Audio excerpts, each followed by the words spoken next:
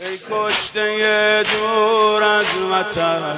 دور از وطن وای، دور از وطن وای. السلام علیکم ورحمۃ اللہ وبرکاتہ. اعوذ باللہ من الشیطان الرجیم. بسم اللہ الرحمن الرحیم. الحمد للہ رب العالمین. الصلاۃ والسلام علی محمد وعلی اہل بیتہ الطیبین الطاہرین. حاضرین و سامعین،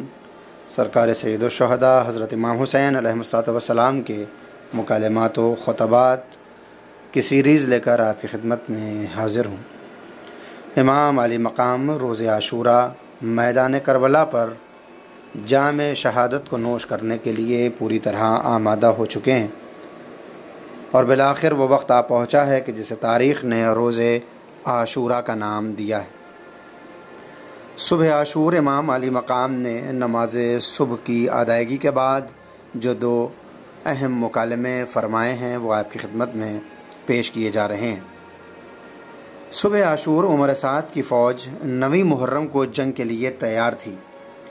لیکن امام حسین کی طرف سے مہلت مانگنے پر جنگ کو 1 دن بعد کے لیے موکول کیا. امام حسین نے عاشوراء کے دن صبح کی نماز پڑھنے کے بعد اپنے ساتھیوں کے ساتھ جنگ کی تیاری شروع کی. اپنی فوج کی صفیں بنا لی جس میں 32 سوار 40 پیدل تھے. امام حسین نے زہیر بن قین کو میمنہ اور حبیب ابن مظاہر کو میسرہ پر معین کیا اور جنگ کے علم کو اپنے بھائی حضرت عباس علمدار علیہ السلام کے ہاتھوں تھما دیا. اصحاب نے امام کے حکم کے مطابق خیموں کو پیچھے کی سمت لے گئے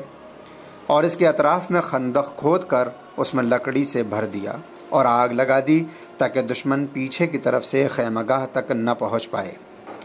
میدان کے دوسرے طرف عمر بن سعد نے بھی نماز صبح پڑھی اور مشہور قول کے مطابق اپنی 30,000 فوج کے سپہ سالاروں کو معین کیا. اس نے عمرو بن حجاج زبیدی کو میمنہ، شمر بن ذیلجوشن کو میسرہ، عزرت بن قیس احمسی کو سواری لشکر اور شبس بن ربعی کو پیدل فوج کا سپہ سالار معین کیا. اسی طرح عمر سعد عبداللہ بن زہیر اسدی کو کوفے والوں کا، عبد الرحمن بن ابی صبرہ کو مزحج اور بنی اسد قبیلے کا، قیس بن اشعث بن قیس کو ربیہ و کندہ قبیلے کا اور حر ابن یزید ریاحی کو بنی تمیم اور حمدان قبیلے کا امیر معین کیا اور پرچم کو اپنے غلام زوید یا درید کے سپرد کیا اور امام حسین اور ان کے ساتھیوں سے جنگ کے لیے تیار ہو گیا. جب امام حسین کی نظر دشمن کی اس وسیع فوج پر پڑی تو ہاتھوں کو دعا کے لیے بلند کیا اور فرمایا: اللہم انت ثقتی فی کل کرب وانت رجائی فی کل شدہ وانت لی فی کل امر نزل بی ثقت وعدہ کم من ہم یضعف فیہ الفؤاد وثقل فیہ الحیلہ. اور اس کے بعد بھی امام کا کلام جاری رہا کہ جس میں آپ نے یہ فرمایا کہ خدایا، ہر سختی میں میرے تکیہ گاہ تم ہو اور ہر مشکل میں میری امید تم ہو. کتنے ایسے غم تھے جو دل سے صبر چھین لیتے تھے اور ان کو دور کرنے کے لیے کوئی راستہ نہیں تھا. کتنے ایسے غم تھے جس میں دوست ہمراہی چھوڑتے تھے اور دشمن برا بھلا کہتے تھے، لیکن میں دوسروں سے منہ پھیرتے ہوئے تمہاری طرف رغبت کی وجہ سے تمہارے پاس شکایت لے آیا ہوں. تم نے مجھے اس سے نجات دی اور تم نے ہی میرے لیے راہ ہموار کی. بس ہر نعمت کے ولی تم ہو اور نیکی اور خوبی کے صاحب بھی تم ہی ہو اور ہر مقصد کی انتہا تم ہو. صبح سویرے سے ہی یا کچھ دیر بعد سے بعض اصحاب خیموں پر پہرا دے رہے تھے تاکہ دشمن نزدیک نہ ہونے پائے، اور کوفی فوج کے بعض افراد وہاں پر مارے بھی گئے. امام حسین نے اپنے ساتھیوں سے بھی خطاب فرمایا ہے اور پھر امام نے جنگ کو شروع کرنے کی مخالفت بھی فرمائی کہ عمر ابن سعد کی فوج امام حسین سے جنگ کے لیے تیار ہو گئی تو امام حسین نے اپنی فوج کو خیموں کے پیچھے موجود جھاڑیوں اور لکڑیوں پر آگ لگانے کا حکم دیا. اس وقت شمر بن ذیلجوشن ایک گروہ کے ہمراہ خیموں کے پیچھے سے قریب ہوا، لیکن جب خندق اور آگ کے شعلوں پر نظر پڑی تو شمر امام حسین کو برا بھلا کہنے لگا مسلم بن اوسجا شمر کے قریب گئے اور اپنے آپ کو تیر اندازی کے لیے تیار ہونے کا اعلان کیا، لیکن امام حسین مانع بنے اور فرمایا میں نہیں چاہتا کہ جنگ میں شروع کروں۔ اور اس کے بعد حر ابن یزید ریاحی نے توبہ کی ہے جو تاریخ کے سنہرے الفاظ میں لکھی جاتی ہے، اور پھر عمر سعد نے تیر پھینک کر جنگ کا آغاز کیا، اور مسلم ابن اوسجا کی شہادت پر اور عبداللہ ابن عمیر کی جنگ کا آغاز ہوتا ہے۔ بہرحال امام علی مقام نے صبح عاشورہ کے وقت جو کلام کیا ہے اور جو دعا دی ہے اس کو آپ سماعت فرمائیں۔ انشاءاللہ امام علی مقام کے دیگر مکالمات بھی آپ کی خدمت میں یوں ہی پیش کیے جاتے رہیں گے، اس دعا کے ساتھ کہ خداوند عالم ہمیں یہ توفیق دے کہ ہم امام علی مقام کے سچے شہدائی اور سچے فدائی بن کر دنیا میں زندگی گزاریں اور ضرورت کے وقت ان کے کام آ سکیں۔ اپنی دعائے خیر میں ہم سب کو یاد رکھیں۔ ملاحظہ فرمائیں امام علی مقام کے مکالمے۔ صبح عاشور امام علیہ السلام کی دعا۔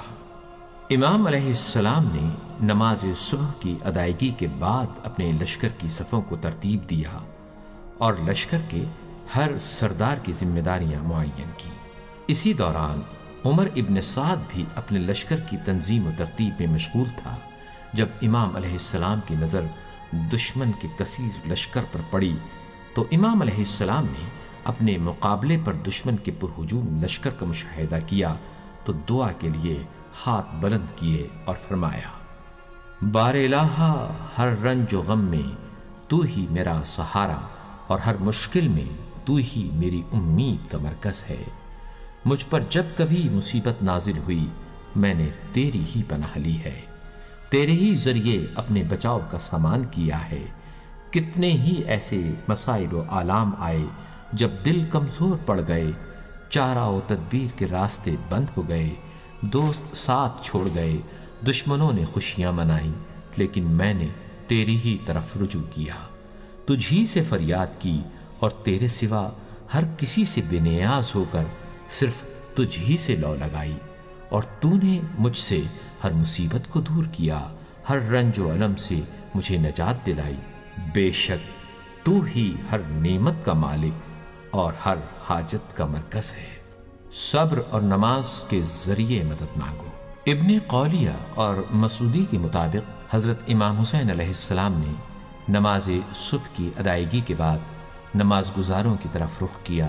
اور اللہ تعالیٰ کی حمد و ثنا کے بعد فرمایا، اللہ تعالیٰ نے آج میرے اور آپ سب کے مارے جانے کی اجازت دے دی ہے، اب آپ سب کو چاہیے کہ صبر و تحمل سے کام لیتے ہوئے دشمن سے جنگ کریں۔ مرحوم شیخ صدوق نے امام سجاد علیہ السلام سے اس مضمون کی گفتگو نقل کی ہے کہ عاشور کے دن